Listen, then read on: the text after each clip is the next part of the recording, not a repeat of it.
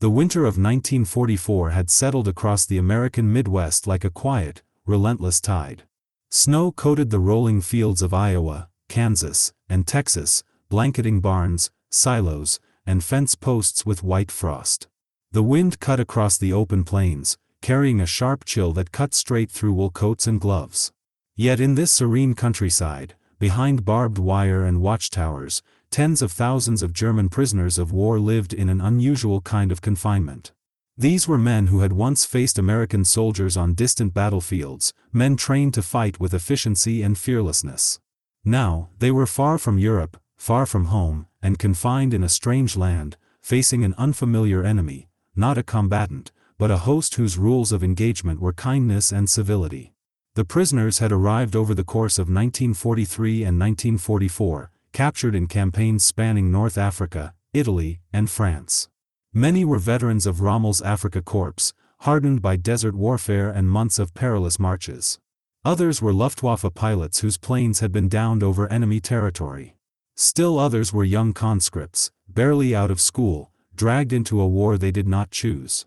For all of them, the United States represented an unknown, a land rumored to be harsh, unforgiving, a place where cruelty was expected and leniency was unlikely.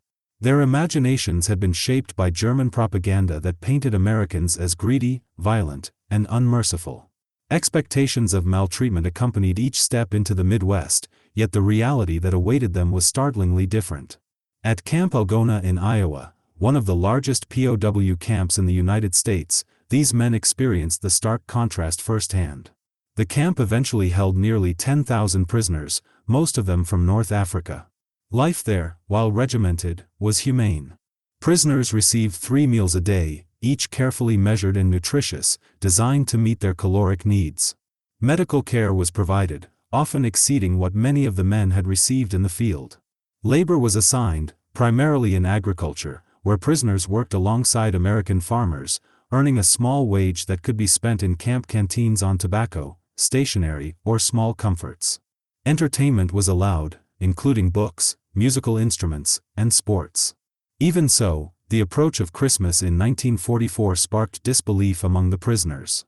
Rumors had circulated that the Americans were planning a festive meal. Many POWs assumed it was a mockery, an effort to humiliate or control them further.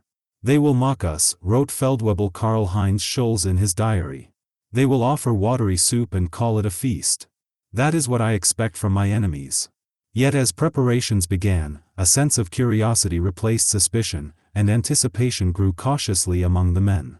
The scale of the preparation was extraordinary.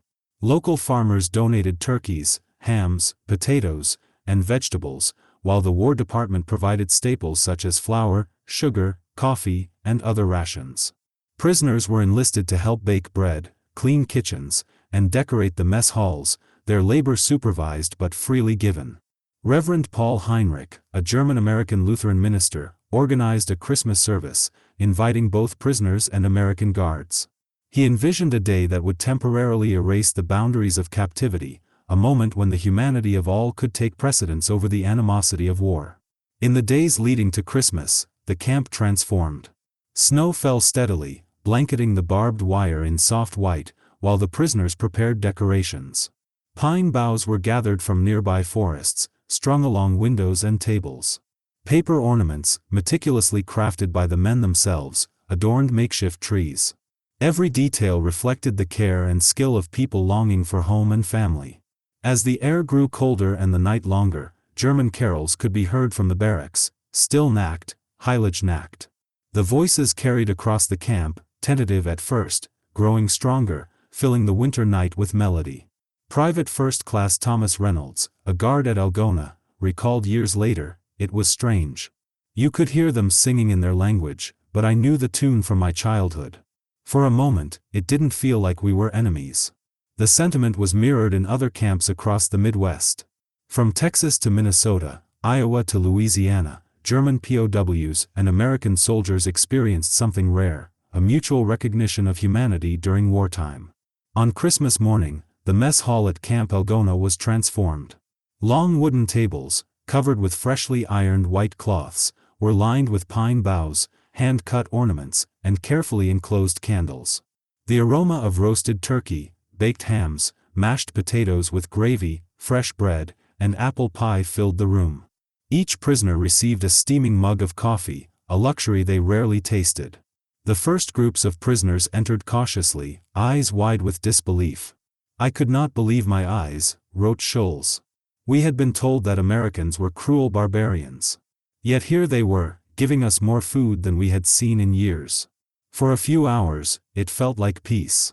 American guards were equally moved.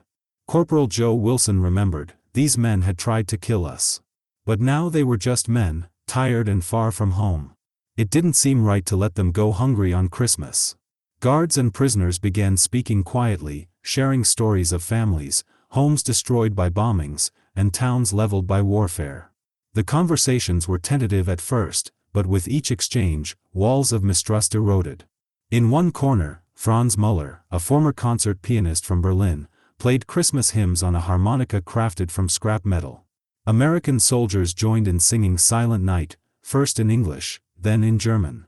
The effect was profound. The harmony, simple yet heartfelt, bridged years of hatred and thousands of miles of separation. The music became a shared language, transcending the artificial divisions imposed by war. Similar celebrations occurred across the United States.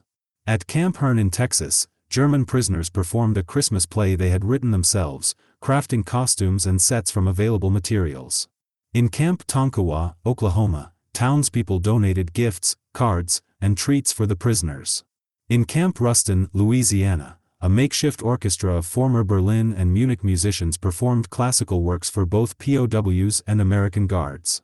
These gestures, while small in practical terms, held enormous symbolic weight. The underlying motivation extended beyond simple kindness. American authorities understood the psychological impact of humane treatment. By treating prisoners fairly and showing respect, they demonstrated the contrast between democracy and the tyranny that had engulfed Europe.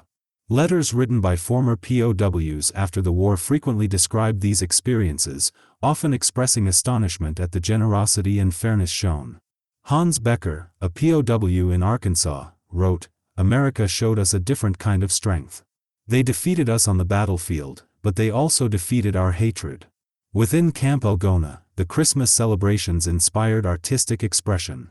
Under the guidance of sculptor Edouard Cabe, a group of prisoners constructed a life-sized nativity scene out of plaster and concrete. Mary, Joseph, the Christ child, shepherds, and animals were rendered with meticulous care. The scene, completed before the camp closed, was preserved by American authorities and remains in a museum to this day, a testament to compassion in wartime. Private First Class Reynolds later recalled, "Those men were our enemies, yet they made something beautiful. That Christmas, we all felt it. There was no war in that hall, only humanity." The townspeople, too, were affected. Initially wary of the prisoners, fearing sabotage or lingering Nazi loyalty, they gradually came to see the men as young conscripts caught in circumstances beyond their control. Relationships developed through shared labor on farms, attendance at church services, and participation in the Christmas festivities. Some friendships endured for decades, with POWs maintaining correspondence with American families for 40 years or more. Otto Schneider, a former prisoner, wrote, "You showed me that the enemy can have a heart. That is something I never forgot." The feasts provided a rare psychological reprieve. Men who had endured hunger, fear, and relentless labor experienced warmth, good food, music, and camaraderie. Wilhelm Krauss, a former Luftwaffe officer, later reflected, "We sat at tables, eating like men who had forgotten war. The Americans smiled at us. Some even clapped when we sang. I could not believe it. They treated us as if we were not enemies, but people." American guards, too, were transformed. Many had become accustomed to seeing prisoners as faceless adversaries. The Christmas celebrations humanized the men they guarded. Corporal Wilson observed, "That day, I saw them as men, not Nazis. And I realized that war is complicated, but humanity doesn't have to be." The story of Camp Algona was mirrored in other camps across the country, each adapting the Christmas feast to its circumstances and the resources available. At Camp Ruston in Louisiana, a group of prisoners with musical training organized a small orchestra. They performed classical compositions, with American guards and local townspeople attending. The concert hall, a converted warehouse, was decorated with handmade ornaments and simple candles.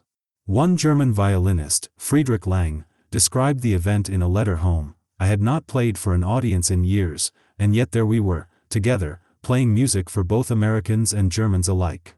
It felt as though the war had been suspended for a single afternoon." In Texas, at Camp Hearn, the prisoners wrote and performed their own play. The script, a blend of German folk tales and Christmas tradition, was performed before guards and visiting townspeople. The costumes were made from old uniforms and spare cloth, the sets carved from wood scavenged from the camp's workshops. Prisoners recounted later that the experience offered a sense of normalcy they had not felt since leaving home. It also showcased a talent and resilience that few Americans had expected from the men they had captured.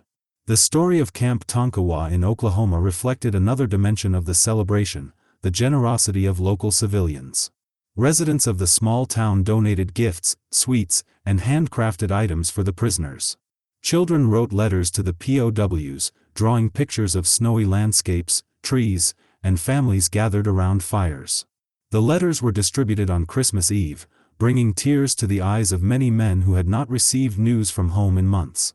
One prisoner, Hans Fischer, kept the letters carefully and showed them to his fellow prisoners. In those drawings and words, he later wrote, "We found warmth, hope, and a reminder that humanity persists even in the darkest of times." The meals themselves were extraordinary. A single feast could include a roasted turkey, ham, mashed potatoes with gravy, fresh bread, butter, applesauce, cranberries, and a selection of desserts including apple pie, plum pudding, and Christmas cookies. Coffee, tea, and cocoa were served freely, and for many POWs, the very act of sipping a hot drink without fear of scarcity was a small miracle. Some men marveled at the quantity of food, noting in diaries that they had not seen such abundance since the war began. "It was more than sustenance," wrote Wilhelm Krauss. "It was a message. We were being treated as men, not as enemies." Conversations across tables revealed the breadth of experiences among the prisoners. Some spoke of harrowing battles in North Africa, where the desert sun had burned their skin and thirst had been constant. Others recalled nights in Europe when bombings had leveled entire towns, leaving families homeless and terrified. Guards listened, sometimes incredulous, sometimes sympathetic, and occasionally shared their own stories of brothers fighting overseas. For that day, at least, the barriers erected by ideology, orders, and enmity dissolved into shared humanity. One striking aspect of the feast was the music. In addition to carols sung in German and English, prisoners constructed small instruments from scraps, harmonicas from metal, drums from tins, and performed impromptu concerts. Guards and townspeople sometimes joined in. The harmonies, simple yet resonant, underscored a truth that words alone could not convey, that the spirit of Christmas and the bond of shared humanity could bridge even the most profound divides. Beyond the immediate feast, the Christmas celebration had enduring effects on both the prisoners and the American towns. Many POWs were assigned to work on farms during their captivity, a duty that brought them into daily contact with Americans. The relationships forged during these labor periods were often reinforced by the shared holiday experience. Prisoners were treated as reliable workers, occasionally offered additional rations, and in some cases, invited into homes for tea or simple meals. The lines between captor and captive softened, creating bonds that would last for decades.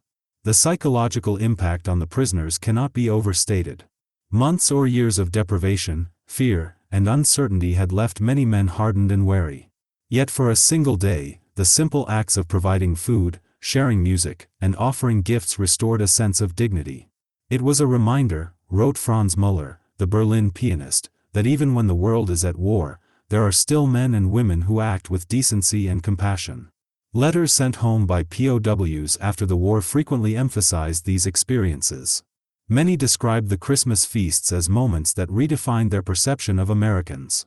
Contrary to the propaganda that had shaped their expectations, they found a nation capable of extraordinary kindness. Some letters were circulated widely, shared with family members and friends, spreading a narrative that challenged the black and white depictions of enemy forces. Even the guards were affected. Corporal Joe Wilson and others recounted years later that they had come to see prisoners as men first, soldiers second. We were supposed to watch them, make sure they didn't escape, but for a day, we treated them as human beings, Wilson said. It was enlightening. It made you question what war really meant, and what humanity could still look like amidst it. The Christmas celebrations also influenced post-war policy and relationships. Prisoners who experienced fair treatment in the United States often returned to Germany with a nuanced view of Americans, one that contrasted with the vilifying narratives promoted by the Nazi regime. This experience helped to lay the groundwork for post-war reconciliation, as former POWs carried their memories into their communities, influencing family perceptions and local understanding of the American people. The towns surrounding the camps were also transformed. In Algona, Iowa, families who had initially been wary of the prisoners found themselves interacting with them on farms, in churches, and at local markets. The Christmas feasts offered a tangible demonstration that the POWs were not mindless enemies, but men separated from home and caught in a conflict far beyond their control. In many cases, these interactions fostered friendships that lasted for decades.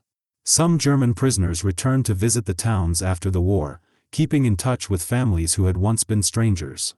The gifts distributed during the Christmas celebrations, while simple, chocolate, clothing, or tobacco, held immense symbolic weight. They were tokens of recognition and respect, small gestures that affirmed the prisoners' humanity. Many POWs treasured these items for years, keeping them as mementos of an extraordinary day. They were not just gifts, they were proof that civility and kindness could endure even in wartime. In reflecting on the experience years later, POWs emphasized the lasting impression of shared meals, music, and human connection. "We were enemies," Wilhelm Krauss wrote, "yet for a single day, the Americans treated us as equals." That memory stayed with me long after I returned home. Similarly, Hans Becker described in his memoir how the simple act of sharing a Christmas meal challenged his assumptions about the enemy. "It was a lesson in strength and in humanity," he said. "They defeated us on the battlefield, yes, but they also showed us how to be humane." The impact of these Christmas feasts extended far beyond the immediate participants. Historians note that the psychological, cultural, and moral effects were profound. POWs exposed to humane treatment often returned to Germany with enduring admiration for Americans, a sentiment that contributed to the post-war rebuilding of trust and international relations. The lessons of dignity, respect, and compassion resonated not only in letters and memoirs but also in the actions and policies of individuals influenced by these experiences. By the winter of 1945, as the war drew closer to its conclusion, the Christmas feasts had become an anticipated tradition in several camps. Each year, prisoners and guards prepared decorations, organized musical performances, and collaborated on meals that rivaled those in American homes. The events were meticulously documented in diaries, letters, and later historical accounts, providing a rich tapestry of first-hand experiences that continue to inform our understanding of wartime humanity. Even decades later, veterans and townspeople recounted the feasts with reverence. They described the meticulous preparation, the generosity of local donors, the laughter, the music, and the communal feeling that transcended the confines of barbed wire. The memory of these events highlighted a critical lesson: even in the darkest times, acts of kindness and humanity could flourish, bridging divides that had seemed insurmountable. The story of Camp Algona, along with similar accounts from Herne, Tonkawa, Ruston, and other camps, stands as a testament to the power of human decency. Through shared meals, music, gifts, and conversation, German prisoners experienced a level of respect and compassion that was extraordinary in the context of global conflict. For American guards and local townspeople, the events offered a chance to demonstrate their values, to treat men as human beings regardless of nationality or past actions. Ultimately, the Christmas feasts provided a rare and enduring window into the potential for humanity to transcend war. For the POWs, they became defining moments of their captivity, symbols of hope, dignity, and connection. For the Americans who organized and participated, they were reminders that strength could be expressed not only through force but through compassion. For historians and the public today, these events illustrate the profound impact that acts of kindness can have, even amidst the enormity of global conflict. The POW Christmas feasts left an indelible mark on all who experienced them. They reshaped perceptions, influenced post-war relations, and created memories that endured for decades. In reflecting on these events, one is reminded that even amidst the harshest circumstances, humanity has the capacity to shine. It is a story of generosity, empathy, and the enduring power of shared experience, a story that remains a poignant reminder of what is possible when kindness prevails over cruelty. As the snow melted from the fences and fields surrounding Camp Algona, the memory of that Christmas feast lingered, like the aroma of baked bread still clinging to the mess hall walls. For the German prisoners, it became a benchmark of humanity, an experience they would carry back across the Atlantic when the war eventually ended. In the days and weeks that followed, life returned to its routine: labor in the fields, drills, limited recreational activity, and correspondence with distant families. Yet, the echoes of shared music, laughter, and warmth persisted in their memories, reminding them that the world could still offer kindness even amidst conflict. The post-feast days revealed subtle transformations in camp dynamics. Prisoners who had participated in preparing the Christmas meal seemed more cooperative in their work assignments, yet a sense of dignity had been restored. Hans Fischer, a young conscript from Hamburg, noted in his journal, "I have been a prisoner for months, and yet, after Christmas, I feel less like a captive and more like a human being again. It is a strange feeling, one I had not expected to encounter here." Fellow POWs echoed the sentiment, describing an unusual blend of respect and camaraderie between themselves and the American guards. The brief lapse in the adversarial atmosphere created space for reflection, for understanding, and for the recognition that human decency could exist on both sides of the wire. Beyond Algona, other camps reported similar effects. At Camp Ruston, Louisiana, the prisoners continued to perform music, organizing small concerts in the evenings that included both German and American soldiers. This informal cultural exchange deepened mutual respect. American guards began learning simple German phrases, while the POWs picked up colloquial English words, often using humor to bridge language barriers.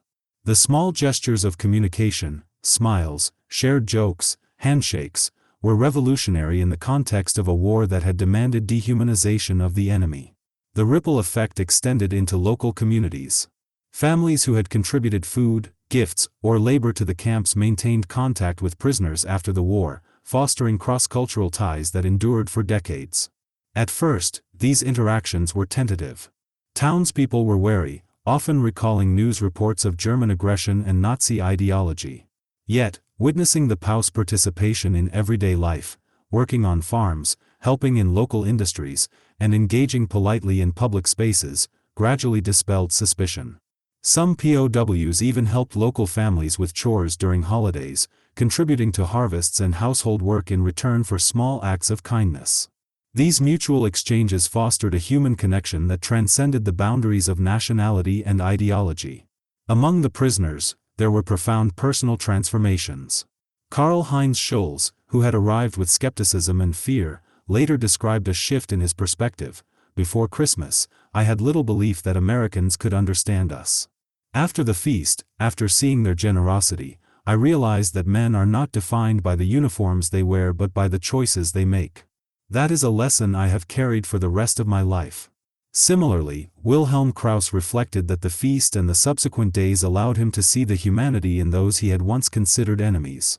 "It was strange to realize that the same people who guarded us could also treat us with dignity and even kindness. It reshaped my understanding of what is possible, even in war." The experience also inspired creative expression. Many POWs took to writing poetry, composing songs, or sketching scenes from the feast. One such example came from Otto Schneider, who wrote in his diary, "I sketched the mess hall, the long tables, the candles flickering in the snow light. I wanted to capture the warmth of that moment, so that even years later, I could remember not only the food but the feeling of being seen as a person rather than an enemy." These personal artifacts became treasured keepsakes, some preserved in private collections, others donated to museums after the war. The lasting impression of the feast was compounded by letters and reports circulated among the POWs. Men who had witnessed generosity firsthand shared their experiences with those who had been transferred from other camps or who arrived after the event. Word spread of the unusual humanity displayed by Americans, gradually replacing fear with curiosity, skepticism with cautious respect.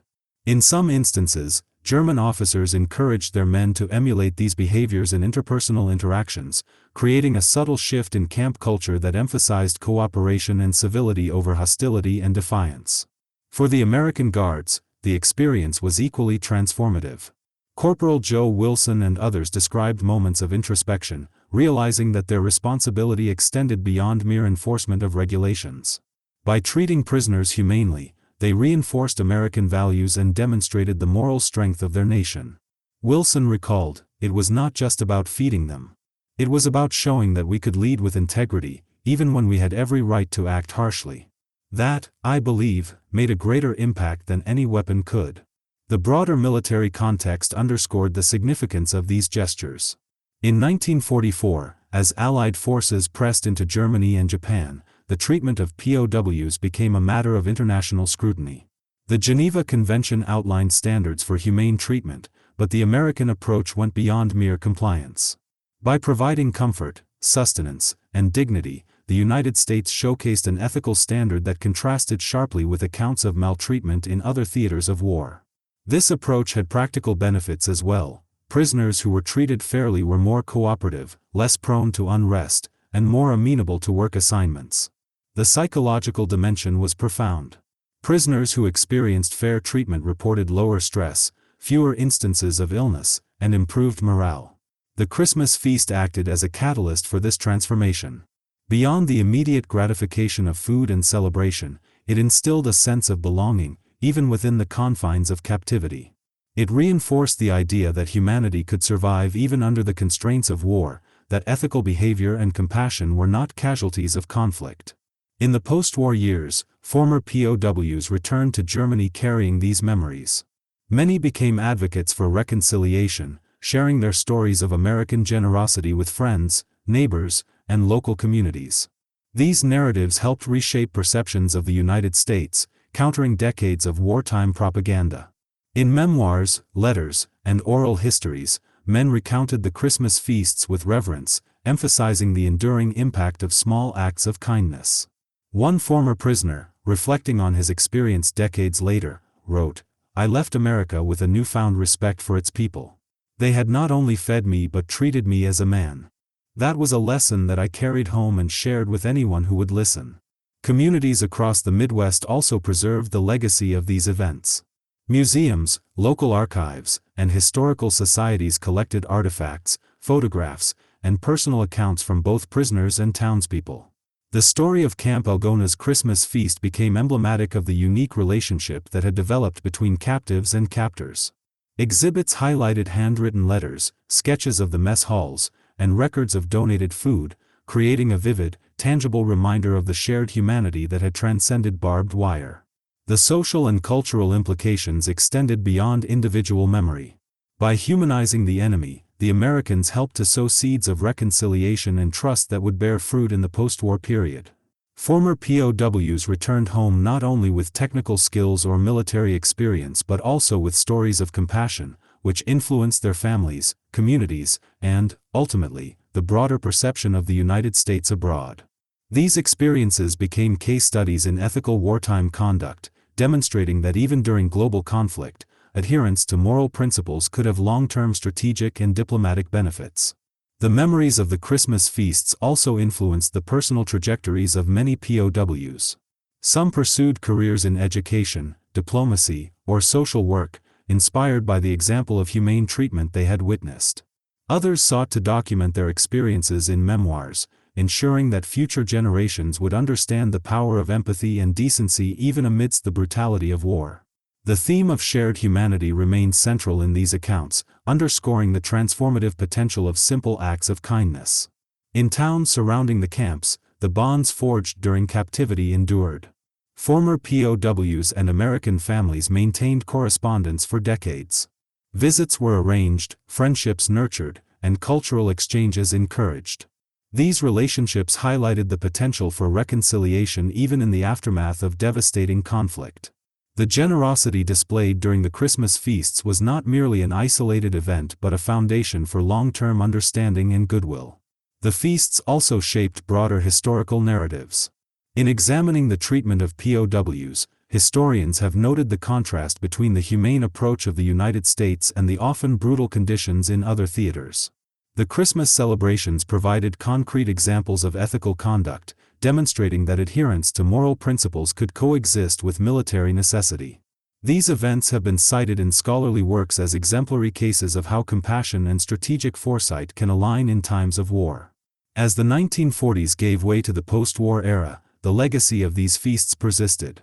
Former prisoners carried the stories to their families and communities in Germany, influencing perceptions of Americans for generations.